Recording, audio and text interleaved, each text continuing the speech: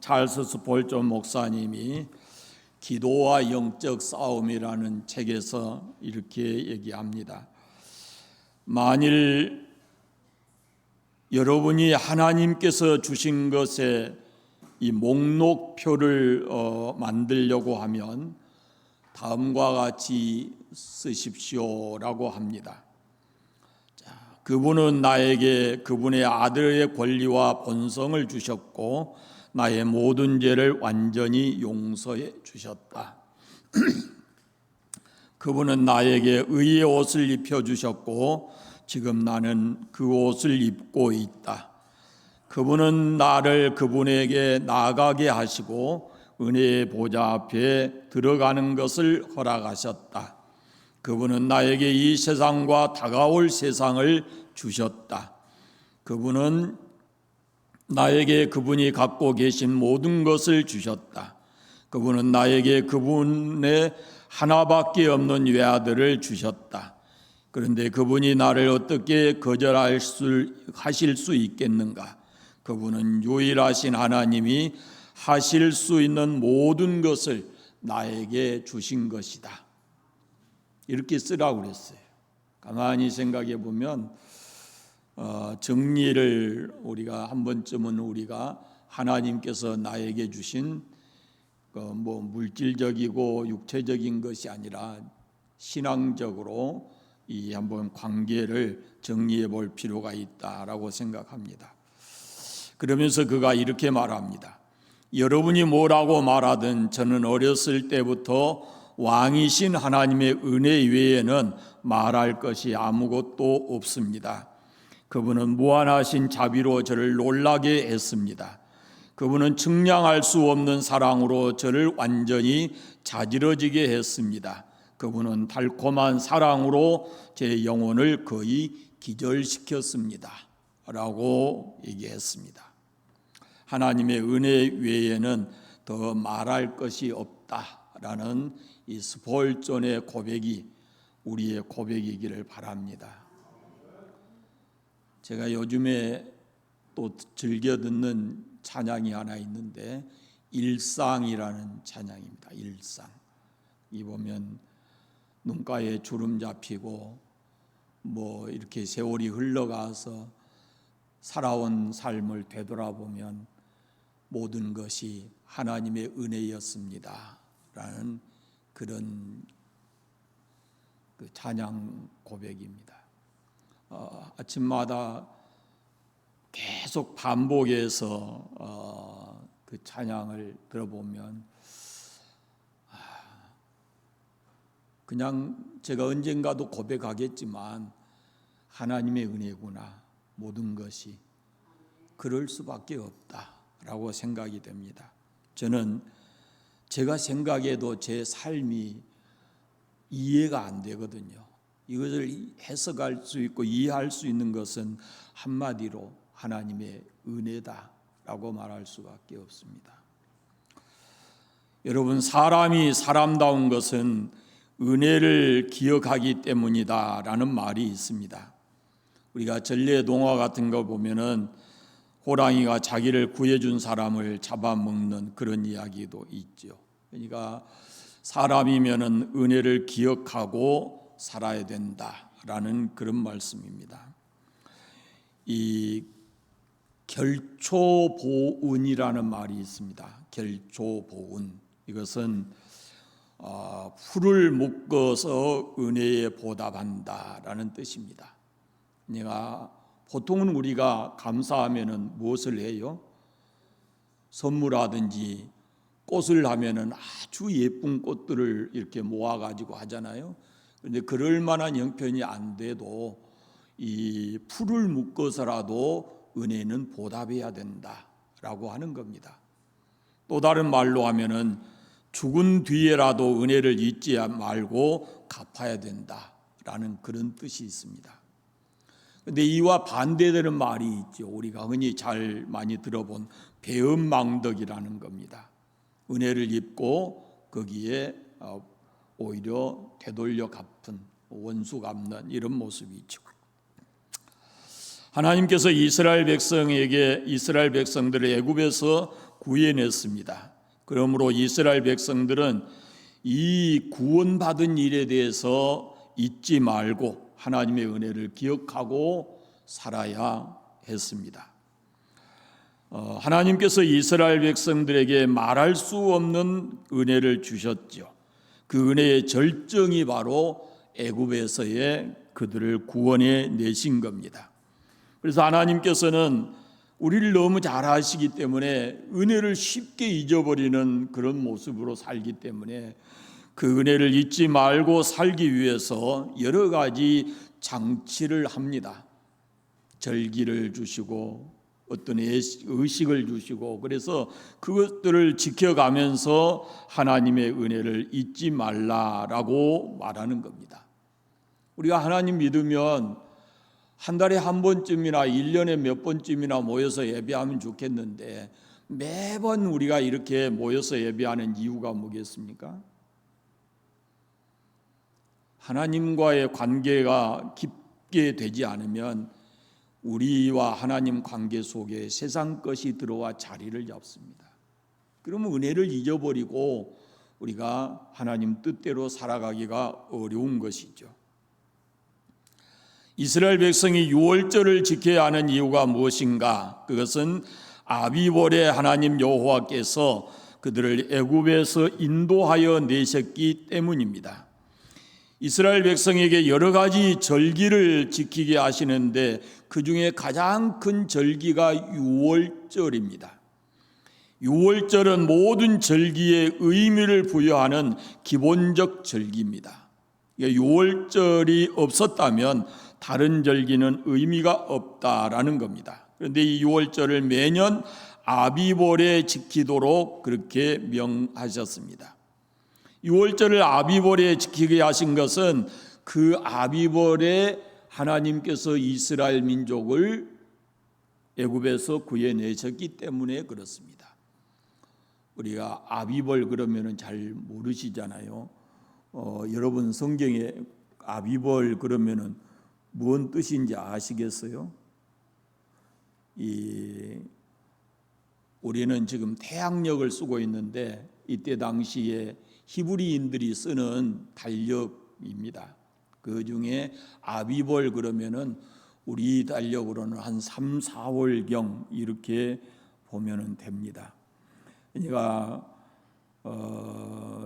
우리 태양력으로 보면은 풀이 돋는 3, 4월경 이럴 때고, 히브리 민간력으로 하면은 7월 이쯤 되고, 또 출생 이후에 생겨난 종교력으로 보면은 1월에 해당한다라고 하는 겁니다. 이 아비벌이라고 하는 것은 본래는 히브리 그 민간력에 보면 7월쯤 돼요. 그런데 이게 이제 6월절 그 출애굽하고 나서는 그들에게 이 아비벌이 1월이 되는 거예요. 거기로부터 자기들의 시작이에요. 그래서 이 유월절이라는 것은 모든 절기의 근본이 되는 그런 절기입니다. 출애굽했던 날은 이스라엘 백성들이 이제 새로 시작하는, 한 민족으로서 새로 시작하고 자기들은 종에서 놓여서 새로운 존재가 되는 그런 날이 바로 이 유월절입니다. 그러니까 자기 자신의 존재와 정체성을 이렇게 새롭게 만들어주는 날이거든요. 그러니까 이 유월절을 지킨다는 것은 자신의 존재 의미와 정체성을 확인하는 그런 절기가 바로 유월절입니다. 유월절은 이스라엘 모든 백성들의 애굽에서 구원하신 그 하나님의 역사를 매년 반복해서 그 역사를 잊지 않고 기억하고 찬양하는 그런 절기입니다. 그 다음에 그날은 3절 6절 말씀에 보면은 무교병을 먹게 하시고 유월절 제사 드리는 음식을 먹는 시각을 정해주고 다음 날 아침까지 두지 마라 이렇게 말씀을 합니다. 유월절이 되면은 무교병을 먹었습니다. 그 이유는 이스라엘 민족이 애굽에서 급히 나왔기 때문이고, 초저녁 해질 때에 제물을 드리는 것은 바로 그 시각에 이스라엘이 애굽에서 나왔기 때문에 그렇습니다. 사실 이스라엘 백성은 애굽의 노예에서 노예 생활을 할 때 출애굽이라고 하는 그런 것은 상상도 하지 않았습니다. 모세가 가나안에 대한 어떤 소망을 갖게 해 주었고, 전능하신 하나님의 손길이 그들에게 여러 모양 재앙을 통해서 나타나셨을 때 그들은 거기에 대한 기대를 가졌습니다. 사실 바로가 아주 강력하게 출애굽을 반대했기 때문에 그들의 이 출애굽이라는 것은 불가능해 보였던 겁니다. 따라서 애굽에서 나가기 위한 준비가 부족했습니다. 초태생들을 치는 마지막 10번째 재앙이 임했을 때 바로가 갑작스럽게 이스라엘 백성들에게 애굽에서 나갈 것을 허락해 주었거든요. 그래서 이스라엘 백성들은 서둘러서 그 애굽에서 나와야 했습니다. 그때 하나님께서 이스라엘에게 양을 잡아먹고 무교병과 쓴 나무를 먹을 것을 명하셨고, 허리에는 먹을 때 허리에 띠를 띠고 발에 신을 신고 지팡이를 손에 잡고 급히 먹으라, 이렇게 말씀하셔요. 그러니까 이스라엘 백성들이 먹는 음식, 제물로 드리는 시간 등은 철저히 이것은 무엇과 연관이 있느냐면은 그들의 출애굽과 연관이 있습니다. 그 시간에, 그 시각에 하나님께서 그들을 이 무교병을 먹게 하셨고 쓴 나무를 먹게 하셨고 그리고 나오게 했다라는 그런 말씀입니다. 그 다음에 오늘 뒷부분에 보면은 9절 이후에 보면은 하나님 이스라엘 백성들이 77절을 지키라고 그러는데, 77절은 가나안 땅에 들어가서 지키는 절기입니다. 그때 다른 사람들과 함께 기쁨을 나누게 하셨어요. 77절이 되면은 자녀와 노비와 성중에 있는 내인과 객과 고아와 가부와 함께 하나님 앞에서 즐거워하라라고 말씀합니다. 왜 그랬을까라는 것인데요. 우리가 아는 대로 야곱이 온 가족을 이끌고 애굽에 처음 들어갔을 때는 그 야곱의 아들 요셉이 애굽의 총리였지요. 그리고 그 후에 이제 이스라엘 민족은 430년 동안 애굽에서 노예로 살았습니다. 처음에는 총리의 가족이기 때문에 아마 특별 대우를 받았겠죠. 그러나 요셉이 죽고 난 후에 요셉을 알지 못하는 새로운 왕이 등장하다 그들은 노예로 전락하고 말았습니다. 이렇게 노예 생활로 고통당하고 있던 중에 하나님께서 보내신 하나님께서 모세를 그들에게 보내십니다. 그리고 애굽에서 불러내서 자유를 주셨고 풍요로운 땅, 약속한 땅 가나안을 그들에게 허락해 주셨습니다. 이스라엘 백성들이 이 사실을 잊지 않기를 하나님께서는 원하셨어요. 그래서 이스라엘이 가나안 땅에 들어가서 농사 지었고 나서 77절을 지키라 이렇게 말씀을 하는데, 그때 바로 이 말씀에 있는 대로 어려운 처지에 있는 사람들, 노비, 객, 고아, 가부, 레위인 이런 사람들과 함께 하나님 앞에서 즐거워하라라고 말씀합니다. 이 뭔 얘기냐면은 너희들도 과거에 그런 사람이었다라는 겁니다. 애굽에서 종이었고 나그네였고 고통받는 사람들이었기 때문에 지금 이 땅에 와서 이 농사지어서 풍요로움을 누리지만 그때 그 시절을 생각하고 가난한 사람, 소외된 사람, 이런 사람들을 고통받는 사람, 이런 사람들을 위로하고 그 기쁨을 함께 나누는 것이 당연하다라고 말씀합니다. 그런데 이스라엘 백성들이 지금 현재만 생각하고 우리는 고통당한 일이 없다는 듯이 하나님의 은혜를 입은 적이 없다는 듯이 함부로 행동하고 방자하게 살았다가는 이것은 하나님의 뜻과 어긋나고 하나님께서 용납하지 않는 그런 삶을 사는 것입니다. 이스라엘 백성들은 하나님의 은혜를 잊지 않기 위해서 매년마다 반복되는 절기, 의식을 꼭 행해야 했습니다. 각종 신앙의 절기를 우리가 어떤 자세로 지켜야 되는가라는 것에 대한 그런 마음 우리를 갖게 합니다.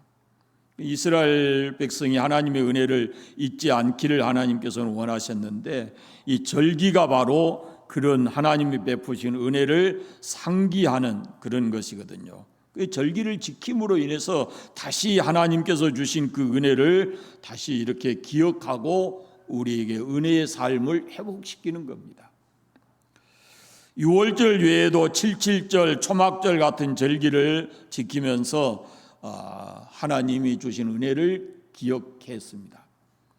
오늘날도 우리 교회가 많은 절기를 지킵니다. 자, 무슨 절기 지키나요? 교회에서 순서대로 해보세요. 순서대로. 성탄절, 부활절 가기 전에 사순절, 고난주, 그 다음에 부활절, 그 다음에 성령 강림절, 그 다음에 이제 예수님 다시 오시기 전 기다리는 대림절, 이런 절기들을 지킵니다. 이스라엘 민족이 지키는 칠칠절과 같은 것은 우리가 맥추절이라든지 추수감사절이 바로 칠칠절과 같은 의미를 가지게 될 겁니다. 성탄절을 통해서 예수님이 우리 위해서 이 땅에 오신 것을 기억하고, 고난주간을 통해서 우리는 나의 위해서 십자가에 달려 죽으신 예수님의 그 피 흘리심을 묵상하고, 부활주의를 통해서 생명의 능력과 우리의 부활의 소망을 갖게 하고, 성령 강림절을 통해서 성령의 역사를 경험하게 되고, 다시 대림절을 맞을 때 우리는 이제 다시 오실 주님에 대한 소망을 갖게 되고, 그래서 이런 절기가 교회에 필요한 겁니다. 절기는 과거에 있었던 한 번의 일로 끝나면 안 됩니다. 이것은 과거는 여전히 우리에게 영향력을 미치고 있는데 과거의 은혜가 있었기 때문에 오늘 우리가 있는 것입니다.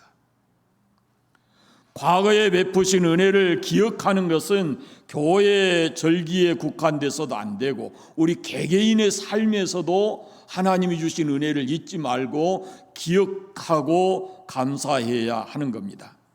제가 처음 예수 믿게 되었을 때 예수님의 피로 죄사함 받는 중생을 체험하던 날에, 주님과 인격적으로 좀 더 깊이 만났던 날에, 여러 가지 은혜를 받던 날, 또 우리에게 주신 귀한 어떤 직분이라 이런 것을 우리가 하나님께로부터 받았던데, 이런 것을 기억하고 이걸 가정에서 혹은 교회에서 개인적으로 이런 절기들을 지켜갈 필요가 있다라는 겁니다. 여러분은 여러분의 임직받은 날을 아십니까? 장로님, 권사님, 안수집사님들 기억하고 계시나요? 네. 그 잊지 않아야 돼요. 그것을 그때를 다시 회상해야 내게 주신 사명을 다시금 사명감을 불러일으키는 거예요.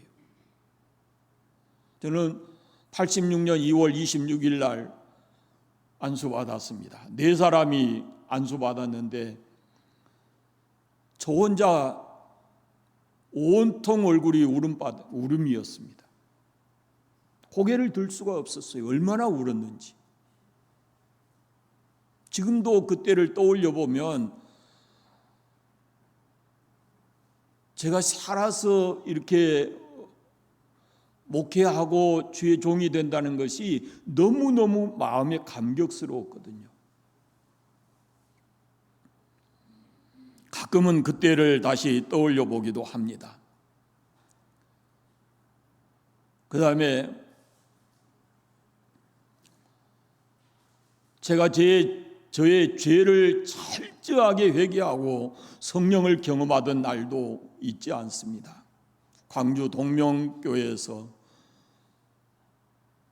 부흥회할 때 그곳에 참석해서 제가 하룻밤 내내 울어도 못하네, 힘써도 못하네, 참아도 못하네, 예수 믿어야 한다는 그 찬송을 밤새내 불렀습니다. 20대 초반 나이에 밤을 새워가면서 그 찬송을 부르니까 사람들이 이상하게 저를 봤을지도 몰라요. 그러나 그날 잊을 수가 없어요.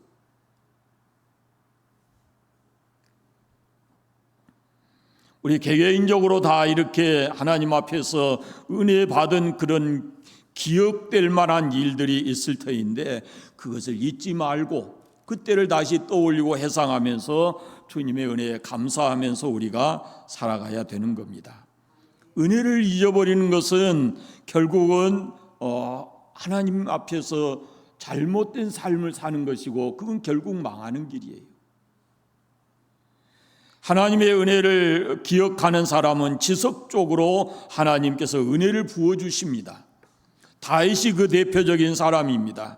그는 자신이 베들레헴 작은 마을에서 태어난 목동에 불과하다는 것을 늘 기억하고 자신에게 왕이 될 만한 자격이 없다라는 것도 인정하고, 그런데 하나님께서 자기를 사무엘 통해서 불러내서 이렇게 왕이 되도록 해주신 사명을 주시고 또 많은 고난을 통해서 훈련시켜주고 능력 주고 길을 열어 왕이 되게 하신 것을 그는 철저히 알았습니다. 그래서 그가 쓴 시편을 보면은 그 가슴 속에는 온전히 하나님의 은혜로 가득 차 있는 것을 우리가 보게 됩니다. 그가 하나님의 은혜를 보답하기 위한 최고의 작품이 뭐냐면은 성전을 짓고자 하는 것이었습니다. 그런데 피를 많이 흘렸다고 그래서 하나님이 허락하지 않으셨고 그 아들 솔로몬이 짓게 했지요. 그러나 다윗의 마음은 그 은혜에 대한 보답하려고 하는 그 마음은 하나님께서 이미 받으신 것이죠. 은혜를 기억하고 감사하는 사람은 그 은혜 위에 은혜를 주시고 복에 복을 더해 주십니다. 반대로 은혜를 망각하고 잊어버리고 사는 사람은 정반대의 결과를 가져옵니다. 그 대표적인 사람이 사울 왕입니다. 그는 스스로 아무것도 할 수 없는 상태에서 일방적으로 하나님의 선택을 받아서 이스라엘의 초대 왕이 되었습니다. 이 점에 있어서는 사울과 다윗이 다르지 않습니다. 그런데 불행하게도 사울은 하나님의 은혜를 잊어버리고 교만했습니다. 그 결과 그는 사랑하는 아들들과 함께 블레셋과의 전투에서 그 전투 중에 다 생명을 잃었습니다. 어떤 목사님이 한 성도의 가정을 신방했는데 그 가정에 가니까 아주 낡고 구멍이 숭숭 뚫린 내다 버리거나 이 창고에나 둠직한 그런 배낭을 그 벽에 잘 보인 데다가 딱 이렇게 걸어 놓은 거예요.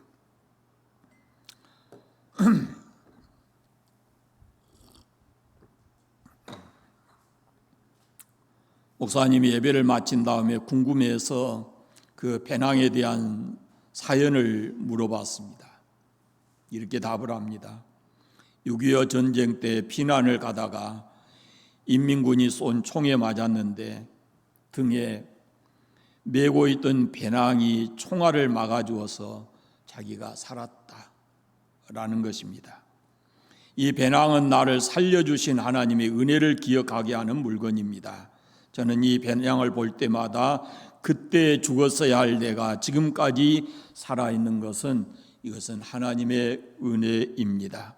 그러니 남은 생을 하나님께 드려야 한다고 이 배낭을 보면서 늘 새롭게 결심을 합니다 라고 얘기를 하더랍니다.